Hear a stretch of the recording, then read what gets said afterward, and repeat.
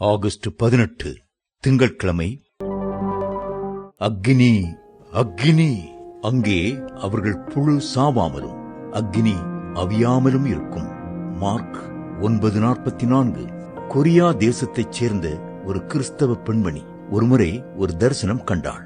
அதில் அவள் நரகத்தை சுற்றி பார்க்கும்படி தான் அங்கு எடுத்து செல்லப்படுவதாக கண்டாள்.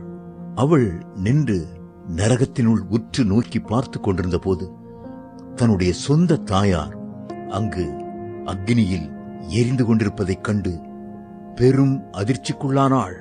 தன்னுடைய மகள் தூரத்தில் நிற்பதைக் கண்ட தாயார் நரக அக்னியை விட்டு தன்னை வெளியே கொண்டு வர அவள் ஏதாவது முயற்சி எடுக்க வேண்டும், அல்லது குறைந்தபட்சம் கொழுந்து விட்டு எரிகிற தீ நின்று சற்று நேரத்திற்காகிலும் தன்னை விடுவிக்க வேண்டும் என்று பரிதாபமான குரலில் கெஞ்ச ஆரம்பித்தார்கள். மகள் அழ ஆரம்பித்தாள். ஏனெனில் எந்த காலத்திலும் யாதொரு காரணத்தை முன்னிட்டும் நரகத்தில் உள்ள எந்த ஒரு நபரையும் வெளியே கொண்டு வர இயலாது என்பதை அவள் மிகவும் நன்றாக அறிந்திருந்தாள்.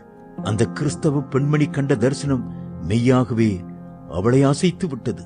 கிறிஸ்துவுக்கென்று ஆத்துமாக்களை ஆதாயப்படுத்தி தன்னுடைய தாயார் கடந்து சென்று கொண்டிருந்த பயங்கரமான வேதனையிலிருந்து ஆத்துமாக்களை தப்புவிக்க தன்னால் என்ற எல்லாவற்றையும் தேவ கிருபையினால் செய்யும்படி அவள் தீர்மானித்தாள்.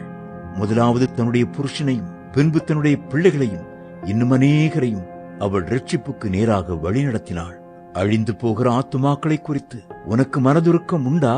ஆக்கினைக்குள்ளாக தீர்க்கப்பட்ட ஆத்துமாக்கள் நித்தியம் முழுவதும் விவரிக்க இயலாத நரக அக்னியில் ஈடுபடப் போகிறார்கள் என்பதை நீ உணர்கிறாயா? அழிந்து கொண்டிருக்கும் லட்சக்கணக்கான ஆத்துமாக்களை ரட்சிக்கும்படிக்கு நேராக வழி நடத்தும்படி மறுபடியும் பிறந்த ஒவ்வொரு கிறிஸ்தவனும் ஓர் அர்ப்பணிக்கப்பட்ட சுவிசேஷ ஊழியனாக திகழ்வானாக.